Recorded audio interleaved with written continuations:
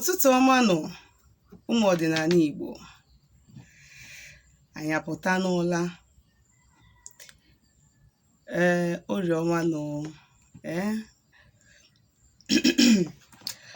A sị na ọ na-abụ egu ụzọ egu ọnụ. A sịkwa na oke dibịa na-abụ ọkwacha akpịrị, mmụọ ege ya ntị n'ọnụ. Nsị na ọjị ka anyị ji tata. Fe nji n'aka bụ ọjị a na-akpọ ọjị ugo. Ọjị ugo asụ afịa. Ọjị ugo ka anyị ji n'aka tata wee na-akpọku mmụọ na ezumezu ndị anyị na-aha so, ndị bi mmiri, ndị bụ arụsị, ndị ichie anyị na chi anyị, agwụ anyị. Anyị na-akpọku anyanwụ na agbara, na-akpọku aja ana, akpọku ndị osimiri, akpọku ndị ikuku, si ezumezu na ọra mmụọ niile anyị na ha so wee bịa ụwa. Ha bịakwa na anyị na-awa ọjị tata, na-awa ọjị ugo. Na-asị na ugo anyị ya achake, si na ọ ya dịrị anyị na mma tata bụ orie, dịrị anyị mma na afọ, dịrị anyị mma na nkwọ, dịrị anyị mma na eke, dịrị anyị mma na afọ na n'ụbọchị na anọ. A sị m onye chụọ onye achụta, onye gbuo onye gbuta.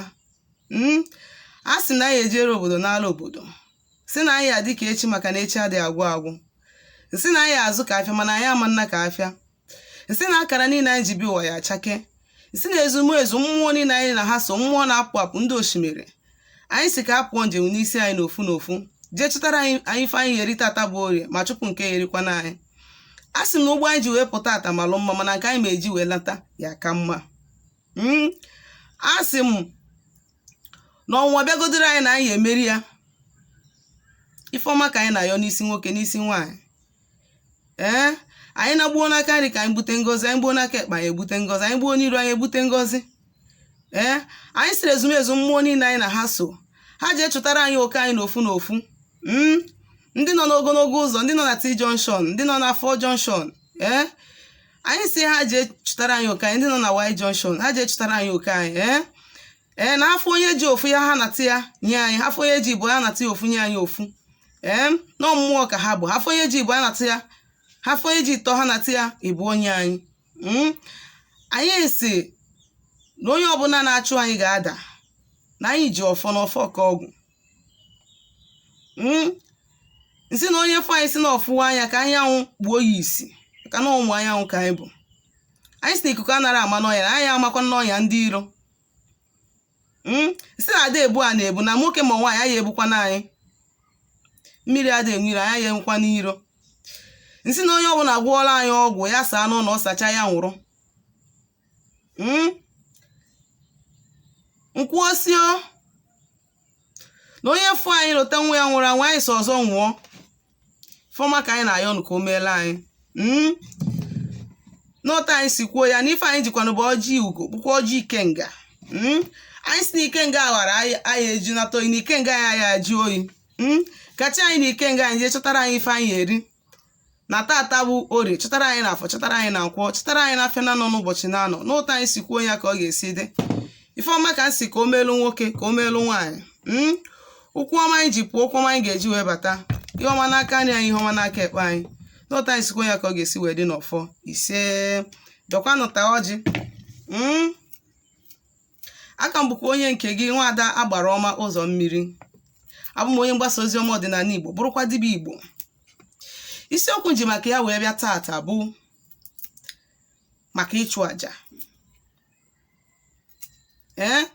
Abịakwana m n'ihe ọtụtụ ndị mmadụ na-ada alaiki iji ntị wee nụ bụ ịchụ aja. Ekwuru m si na aja ka ọgwụ. Aja ka ọgwụ. Aja na-emepe ụzọ, aja na-ebupụ ọnwụ. Aja na-eweta ife ọma, na-etube mmadụ ugwu, na-eme mmadụ eze. A sị na onye rụọ n'anwụ orie na ndo. A sị na nke onye kpara n'ọkọchị ka ọ na-anyọ n'udu mmiri. Ọ bụrụ na ibido na-efe chụwa ewu dị oji, na ị achọta ya before chi ejie. mana ọ bụ na chi jie ibido chụwa ewu jide oji, ya ama nke bụ ọchịchịrị, ya ama nke bụ efi. Ya ka na-akpọ ụmụ Igbo si ụmụ Igbo nataba na ọkwanụ mkpụrụ onye kụrụ ka ọ ga-aghọrọ. Gịnị bụ aja? Aja bụ gịnị? Mmadụ inye mmụọ ihe wee yọọ ya ihe bụ ihe na-akpa ya bụ ihe ọma. Ọnya bụ aja. And mbụ na mmadụ chọọ ịchụ aja, mmadụ enwere ike iji aka ya n'ike nke onwe ya wee jee gịnị? Wee jee chụba aja. O nwere ndị bụ ndị nwere the mantle of ịchụ aja, dịka ndị dibịa na ndị eze nwanyị, maọbụ ndị ụkọchukwu maka ndị na-aga ụka. Ị ga na akwụkwọ Leviticus ka m si wee kpọọ ya akwụkwọ nsọ unu, e kwuru maka ịchụ aja ebe ahụ. Enwere aja ihu ọma, enwere aja nsure ọkụ, enwere aja mgbaghara nke njọ. Ụta ka o si wee dị n'ọdịnala Igbo.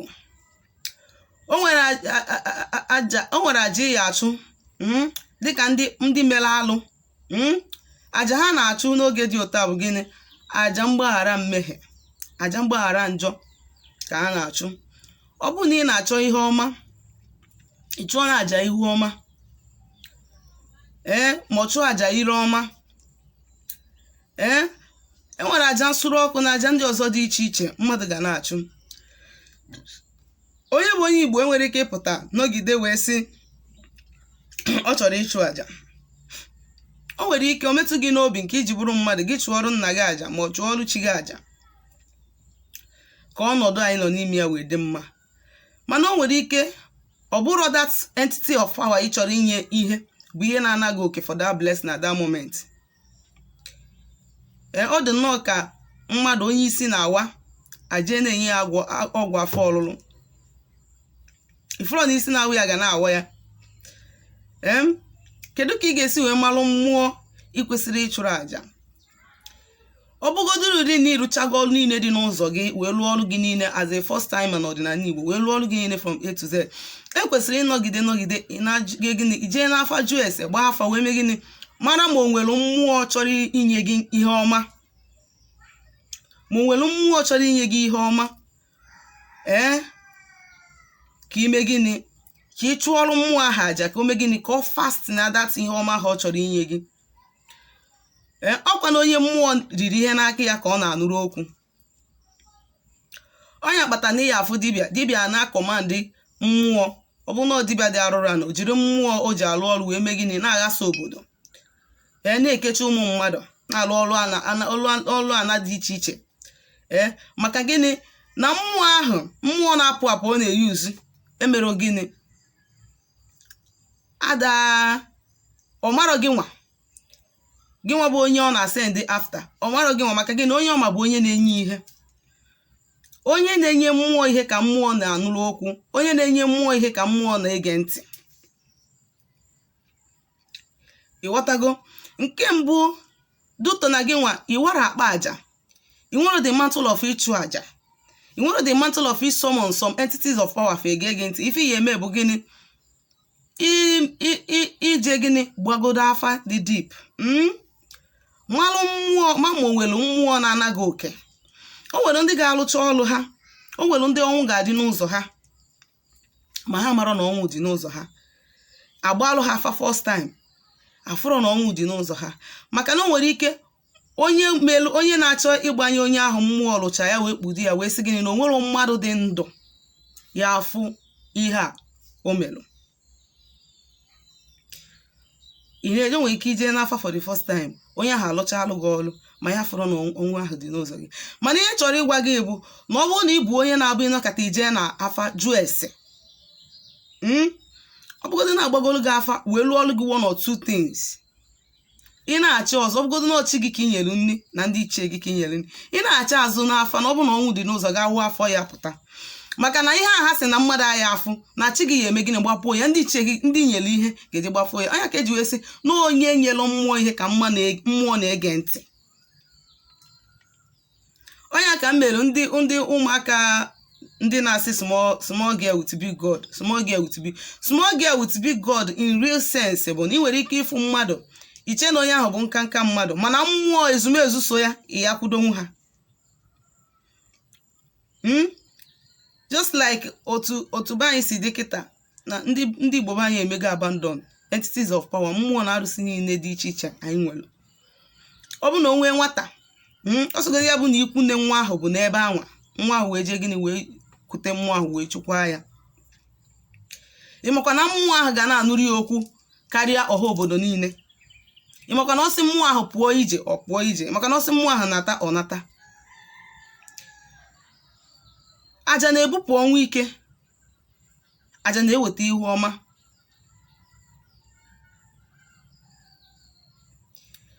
Aja na-eme gịnị? Ọ na-clean mmadụ, cleansie gị from negative energy gịnị ya nọ. So na ọ dị mkpa na gị nwa bụ onye Igbo na-ene m anya, ọ bụgoduru ụdị na-ịrụchago ọrụ niile dị n'ụzọ gị, rụchaa anya ọfụma ma ọ na-erube, ọ dị mkpa ka ị gbagodo afọ mara ihe dị n'ụzọ gị. Chụpụrụ mmụọ ndị a na-anaghị oke aja, maka na mmụọ si gị nye nwa ọkụkọ ka m kwudoru gị. Ọ bụrụ na ị nyere ya ọkụkọ ahụ, o nwere ngọzi gị o ji wee sị gị nye ya datin. And once ị nyere ya, you will start seeing that nwere changes na ndụ gị. Ịmakwa na o nwere a lot of people na-agagharị n'ụzọ, mana ha na-enweta favor of 1,000 naira from people. Ha na-enweta favor of 1,000 naira from people. Ọ gbajuo dori onye dị 1,000, ọ ga-enwechakwa machakwa ndị mmadụ, mana onye ọ yọrọ sị ya na onwero. Mana ya afọ onye asị gị na onwero, ọ na-egbo mkpa karịa mkpa that amount. Something is wrong. You need to do something about your life. Ọ bụrụ ijeje gwọba ọgwụ ka onye ji nke ya nye gị ya o, mana ọ gị na clear your path ka those negative energies nọ n'ụzọ gị na-block gị ihe ọma ka shift oru gị.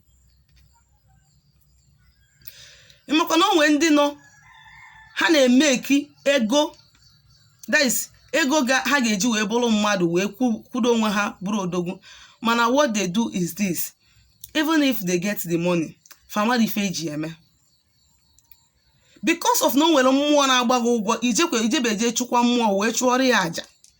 Mmụọ ahụ emeghị gịnị? Ọ na-eme gị aka nkọchasị, inweta ya ma ihe iji ya wee mee. Onye na-enweta 100,000 akala gị nwa na-enweta 1 million naira eme invest. So na ọ dị mma na mmadụ onye ọbụla chọrọ ịga far na this ọdịnala journey, chụbake na aja. Aja attract positive energy, it opens doors and it brings favor. Chụbake na aja, chụgodo aja for 6 months, nọrọ n'ọdịnala ịnọkọta chụọ aja. Nke bụ eziokwu bụ na ndụ gị nwere ike ịdị the same. Nke bụ eziokwu bụ na ndụ gị nwere ike ịbụ the same. Aka m bụkwa onye nke gị, Nwaada Agbaroma Ụzọ Mmiri. Ọ bụrụ na o nwere ife na-agbagoju gị anya gbasara ihe nkụzi tata, ma ihe ndị na-akụzi na mbụ, na ihe ọbụla gbasara ọdịnala Igbo, ọ na-ịchọ ka agbara gị afọ ma ọ rụọ ọrụ gị ọrụ mmụọ, biko dere m message na my WhatsApp number na 070-373-11663. Ngwa ka emesịanụ.